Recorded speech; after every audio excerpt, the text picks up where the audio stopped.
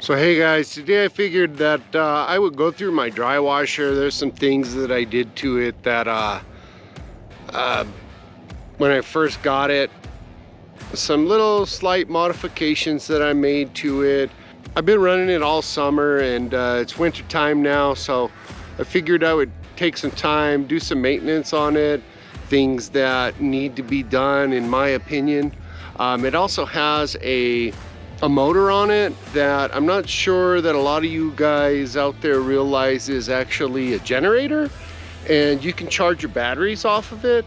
Do I think somebody would charge their batteries for, how long would it take to charge the batteries? I don't know. Would you probably get whooped before a battery got charged? Probably. But it's a cool function. It has a permanent magnet motor. It's a super expensive motor, but I will get onto that. So I'll show you some things about the Keen DW212V model. It's that puffer that you guys have seen me use in all of my videos so far. So okay guys, let me get the camera over here. It's frozen to the ground. I can't move it, but let me get over here and show you a couple of the things that I've done to this puppy. And we'll run some dirt too. Yeah, so guys, here's that motor I was talking about. And you always see me hooking up this to a battery. Today I have it to alligator clamps to my meter. Once I start cranking this thing, we're gonna see what kind of volts that the motor creates and able to charge batteries. A couple of things that I did that I mentioned in a couple videos on this was I made this little bead board. This is kind of a ranger bead, so I don't forget how many buckets I run. I can kind of be a space cadet from time to time on that. So I made this for Suntan and I, and each bead, you know, once we do a bin, once we fill up a bin that's about 2 buckets worth, then we come over and move one bead this way. I put a little hump in the wire so it can't rattle back, and this little system seems to work pretty good, and I tend to not forget as much. Today I have a hand crank installed on the dry washer. Typically, if you were to use this hand crank, you would pull the other belt off, okay? But for today, I want to keep the other belt on so that it turns the motor, so that we can see what kind of voltages we get out of this thing. But with a dry washer, you know, they rattle around, they vibrate.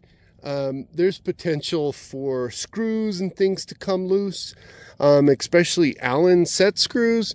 This particular machine has quite a few on it, and what I did was I used this tape, this fitting right here.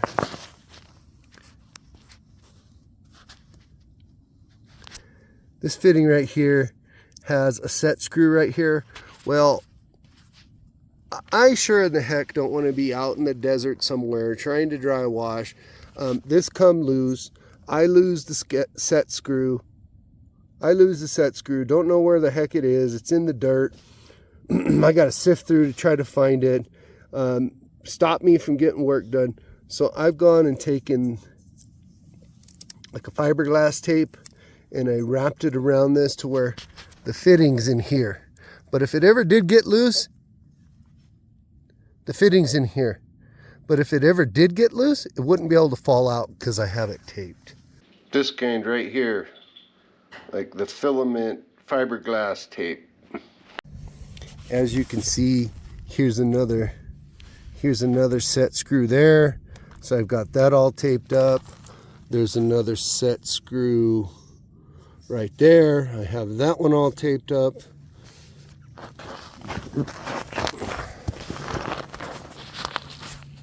Over here, there's another one I've got taped up because I sure in the heck, being out in the field, do not want to lose set screws like I said before. What's going on with PA Patriot sticker over here?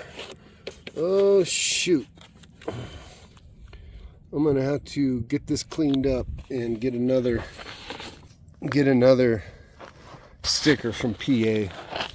Another little adjustment I did was this piece here. It's just a shaft that's in here. I wanted to do something a little bit from keeping the hopper. There's two different things with this. You want the hopper to kind of wiggle back and forth, okay? You really do. You want it to wiggle back and forth some. I didn't like how much this wiggled back and forth. I went through and put a couple pieces of PEX on here just to keep it a little bit more sturdy. This fitting here, I guess you could call it a yoke, is noisy when you are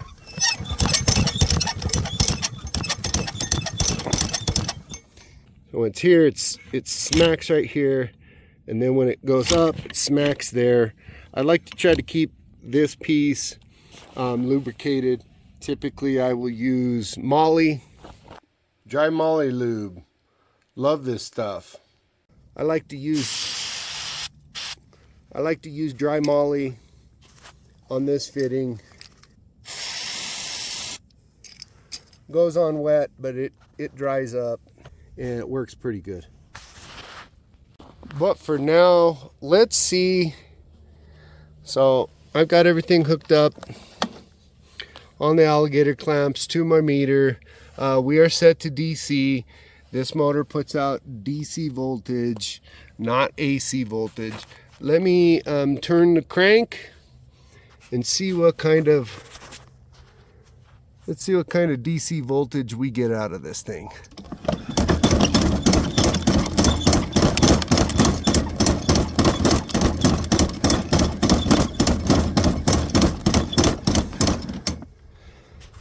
So as you can see, that wasn't very hard. I wasn't turning it very fast. We're getting anywhere from 8 to 10 volts. So that's pretty good. I don't want to be going over 24 volts. I don't know exactly what the output is of this motor. I could pull up the model and serial and find out. But let me get this little charge controller that I have hooked up to it, and we will get to running some material and getting the battery charged. So as you guys can see right here, this charge controller, you can hook a solar panel up to it. Well, that's what I'm going to hook the Drywasher to. Then it can go to a battery. You can also put an inverter to it as well for 120 volts. And then, but they also have a little line that comes out to power DC type lighting or DC type fixtures. So this charge control came with this extra wire.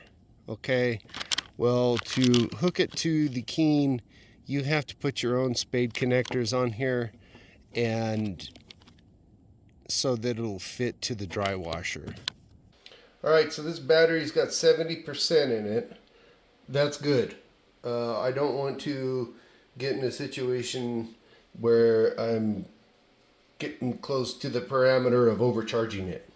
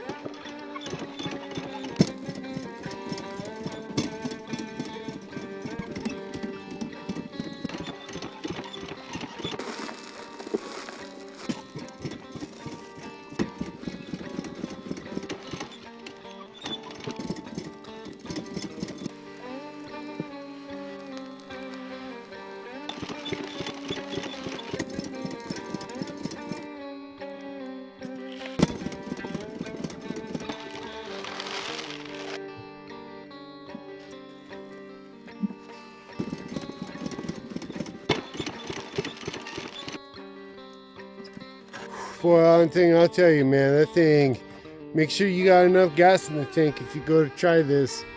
Trying to turn that motor by hand is 3 times as hard as just using the hand crank all by itself. Boy, this is really whipping me.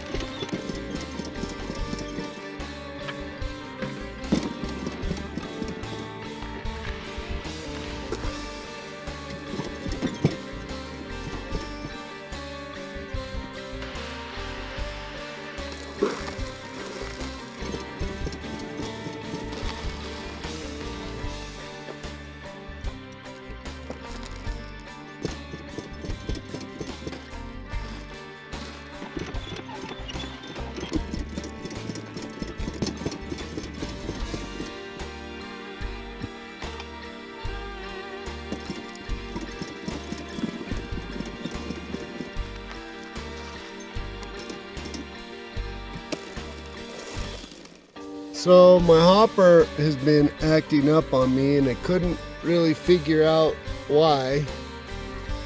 Then, I don't know how well you can see that in there, but there is a big frozen piece of dirt that slid down and was blocking my hopper. I don't even know where my little jiggler is. So I had to go get my other jiggler, my other hopper jiggler. I put these 2 sticks on here and I hope that holds it.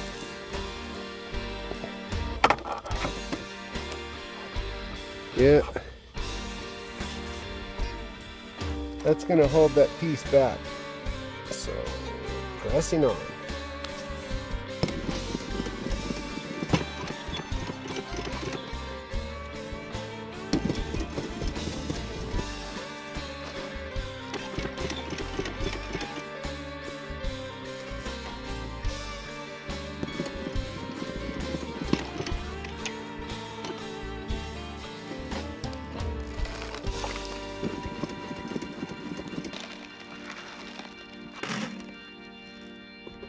Okay guys, so I ran 7 buckets. We'll see, we'll go put this battery on the charger and see if we made any impact whatsoever on it. I'll be curious to see how much I got charged, so I'll be back.